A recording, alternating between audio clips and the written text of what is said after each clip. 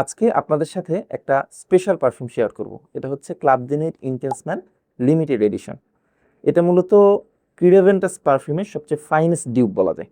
আসেন প্রেজেন্টেশনটা একটু খুলে দেখি। এটার প্রেজেন্টেশনটা কিন্তু সুন্দর। ক্লাব দিনের সিরিজের অন্য পারফিউম এরকম প্রেজেন্টেশনে আসে না। দেন খুললে, আচ্ছা এটা হচ্ছে মোছার জন্য।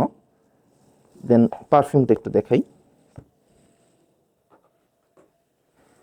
তো লিমিটেড এডিশন, এটা 105 মিলি সাইজে আসে। তো ক্লাব ডেনুইট সিরিজের বেস্ট পারফিউম যদি আপনি খুঁজেন, বেস্ট বলতে বেস্ট, তো সেজন্য আমি সাজেস্ট করব এই ক্লাব ডেনুইট লিমিটেড এডিশন। যদিও এটার প্রাইসটা কম্পারেটিভলি বেশি। তো আপনারা যদি বাজেটের হিসাব করেন তাহলে আমি বলবো সবচেয়ে ভালো হবে ক্লাব ডেনুইট ইন্টেন্সম্যান ইডিপিটা নেওয়ার জন্য। এটা 200 মিলি সাইজের আসে আর ফ্রেগ্রেন্স লাস্টিং প্রজেকশন স্যাটিসফাইং হয়।